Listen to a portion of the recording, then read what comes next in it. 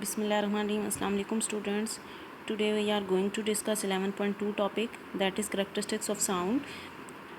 हमने इस टॉपिक में साउंड की खसूसियात को डिस्कस करना है।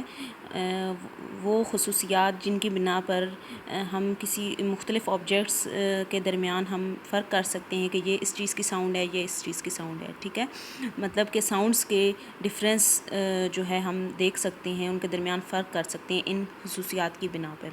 ठीक है, तो फर्स्ट करेक्टरिस्टिक है लाउडनेस। तो लाउडनेस ऐसी करेक्टरिस्टिक है जिसमें हम लाउड या फेंट साउंड के दरमियान फ़र्क कर सकते हैं। लाउड साउंड कौन सी होती है? लाउड साउंड के जो ऊंची आवाज़ और फेंट साउंड क्या है? आहिस्ता आवाज़। ठीक है, ऊंची और आहिस्ता आवाज़ के दरमियान हम जो है फ़र्क कर सकते हैं कि ये ऊंची आवाज़ है, ये आहिस्ता आवाज़ है। ठीक है, ये लाउडनेस की करेक्टरिस्टिक हमें बताती है। ठीक है, जैसे कि हम अगर किसी फ्रेंड से बात कर रहे हों तो हमारी वॉइस जो है लो होगी, और अगर हम जो है गैदरिंग में बात कर रहे हैं, पब्लिक से एड्रेस कर रहे हैं, तो फिर हमारी वॉइस क्या है? ऑब्वियसली लाउड होगी। ठीक है, और होनी भी चाहिए। तो लाउडनेस जो है वो डिपेंड करती है बहुत से फैक्टर्स पे। एक फैक्टर होता है एम्पलीट्यूड ऑफ वाइब्रेटिंग बॉडी के, जो बॉडी वाइब्रेट कर रही है, जो मेन सोर्स है वाइब्रेशन प्रोपेगेशन ऑफ साउंड का, उसके एम्पलीट्यूड कितना है। ठीक है, एम्पलीट्यूड से मुराद ये है कि फ़र्ज़ करें अगर हम एक सितार लेते हैं, ठीक है, उसकी वायर्स को हम जो है तेज़ी से प्लग करते हैं। अब जब तेज़ी से प्लग करेंगे तो हमें ऑब्वियसली लाउड साउंड जो है फ़ील होगी। इसी तरह अगर ड्रम है, उसकी हम जो है तेज़ी से उसको बीट करेंगे, ज़्यादा जो है फोर्स लगा के उसको बीट करेंगे तो क्या है? ऑब्वियसली हमें लाउड साउंड जो है वो सुनाई देगी। जिस तरह ये 11.7 फिगर में आप देख सकते हैं कि लार्ज अगर एम्पलीट्यूड होगा, अब ये वेव है लार्ज एम्पलीट्यूड की, ठीक है, बड़ी वेव इस तरह बन रही है, तो इसका मतलब है लाउड साउंड जो है हमें फ़ील होगी। अगर स्मॉल एम्पलीट्यूड की वेव जो है जा रही है, तो वो अगर हमारे कानों से टकराएगी तो हमें क्या है? जो है फेंट साउंड फ़ील होगी। ठीक है, तो ये चीज़ आ जाती है, हमारा एम्पलीट्यूड पे इस तरह डिपेंड करती है लाउडनेस। नेक्स्ट आ जाता है area of the vibrating body के, एरिया पे कैसे डिपेंड कर रही होती है। ठीक है, कि जो बॉडी साउंड को प्रोड्यूस करवा रही है, वाइब्रेट कर रही है, वो उसका एरिया कितना है, एरिया पे डिपेंड कर रही। जैसे कि हम फॉर एग्ज़ाम्पल एक लार्ज ड्रम लें, ठीक है, और एक स्मॉल ड्रम लें।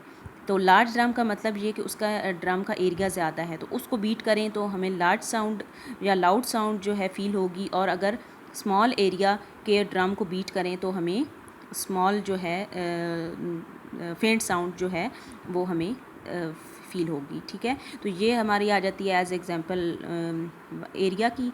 और यहाँ अगर हम ट्यूनिंग फॉर्क की एक एग्ज़ाम्पल भी लिखी हुई है कि अगर हम ट्यूनिंग फॉर्क को क्या करें, रबर पैड के ऊपर जो है स्ट्राइक करें तो हमें क्या है? बिल्कुल आहिस्ता से आवाज़ सुनाई देगी। ठीक है, और अगर यही ट्यूनिंग फॉर्क जो वाइब्रेट कर रही होगी, इसको हम वर्टिकली क्या कर दें? बेंच के ऊपर जो है बेंच की सरफेस पे रख दें तो क्या है? इसकी लाउडर साउंड जो है हमें फ़ील होगी। ठीक है, इस तरह एरिया पे डिपेंड कर रही है। तो मतलब ये कि जितना एरिया ज़्यादा होगा उतनी ज़्यादा हमें लाउड साउंड फ़ील होगी। ठीक है, तो थर्ड वन है कि distance from the vibrating body, कि वाइब्रेटिंग बॉडी का डिस्टेंस कितना है, मतलब उससे जो लिसनर है उस तक का डिस्टेंस कितना है। ज़्यादा डिस्टेंस होगा तो क्या है? हमें कम एम्पलीट्यूड की साउंड जो है वहाँ से ट्रैवल करेगी, और वो हमें फेंट साउंड जो है वो सुनाई देगी। ठीक है, जितना डिस्टेंस कम होगा, हम करीब होंगे, लिसनर जो है वो करीब होगा वाइब्रेटिंग बॉडी के, तो लाउड साउंड जो है सुनाई देगी। ये चीज़ आ गई डिस्टेंस पे। और अब यहाँ पे अगर हम देखें, एक लास्ट चीज़ भी लिखी हुई है कि पैराग्राफ में, कि फ़िज़िकल कंडीशन पे भी डिपेंड करता है। ठीक है, लाउडनेस किस पे डिपेंड करती है? जो लिसनर है उसकी फ़िज़िकल कंडीशन कैसी है ईयर्स की। ठीक है, कुछ ज़्यादा ऊंचा सुनते हैं, बूढ़े लोग हैं वो ज़्यादा ऊंचा सुनते हैं। ठीक है, और बच्चे या जवान जो हैं वो कम भी बोला जाए तो, मतलब आहिस्ता भी बोला जाए तो वो सुन लेते हैं। ठीक है, नॉर्मल उनके ईयर्स होते हैं। तो ये जो है किस पे, अगर हम कहें कि जो सेंसिटिव ईयर्स होते हैं, जो नॉर्मल ईयर्स होते हैं, उनको जो है साउंड नॉर्मल जो है वो लाउड लगती है, ठीक है, मतलब उनको सही से सुनाई देता है। लेकिन वही अगर डिफेक्टिव ईयर्स हों तो वो उनको ऊंचा बोलना पड़ता है, ठीक है। मतलब डिफेक्टिव जो ईयर्स होते हैं उनके लिए हमें जो है ऊंची आवाज़ बोलनी पड़ती है, ठीक है, या ऊंची आवाज़ चाहिए होती है, ठीक है। तो ये सारी करैक्टरिस्टिक्स हैं जिन पे डिपेंड कर रही होती है लाउडनेस। नेक्स्ट हमारी आ जाती है पिच। अब पिच क्या चीज़ है? ये करैक्टरिस्टिक, पहले लाउडनेस थी, उसकी ये 3 पार्ट्स थे, ठीक है। अब पिच आ जाती है नेक्स्ट करैक्टरिस्टिक। इसका मतलब क्या है कि इस करैक्टरिस्टिक में हम श्रिल या ग्रेव साउंड में फ़र्क करते हैं। श्रिल साउंड कौन सी? जैसे बारीक आवाज़ होती है, ठीक है। ग्रेव मतलब जो थोड़ी भारी आवाज़ होती है, ठीक है।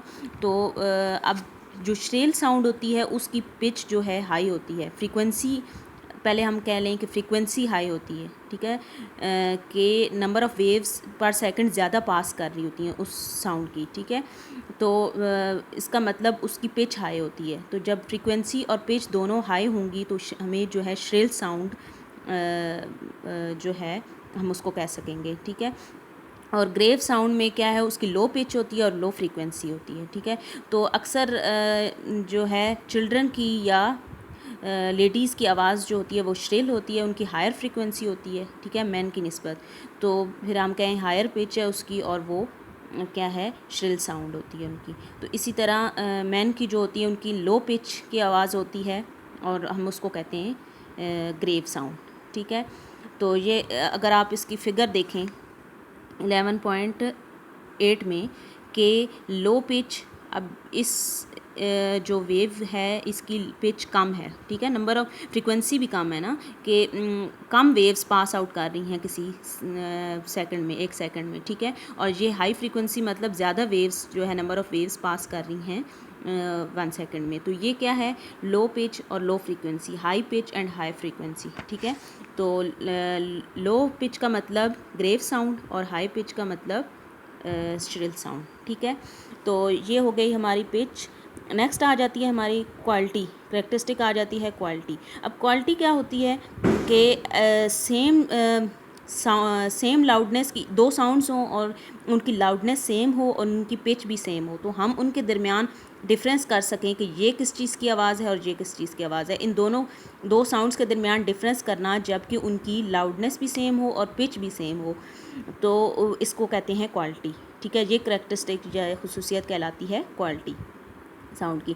जैसे कि हम अगर एक रूम के बाहर खड़े हों, ठीक है, और एक रूम में पियानो भी बजाया जा रहा हो और फ्लूट भी बजाया जा रहा हो, ठीक है, तो हमें उन दोनों की आवाज़ से पता चल जाएगा कि पियानो की आवाज़ कौन सी है और फ्लूट की आवाज़ कौन सी है। अब वो किस वजह से, हालांकि सेम लाउडनेस होती है उनकी और सेम पिच हो, तो फिर भी हमें कैसे पता चल जाएगा?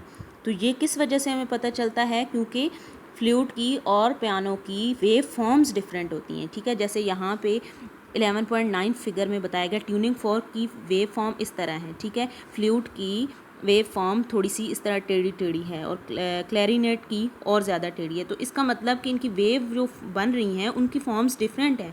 तो इस वजह से हम जो है डिस्टिंग्विश कर पाते हैं कि ये आवाज़ किस चीज़ की है, ठीक है। ये होती है हमारी क्वालिटी।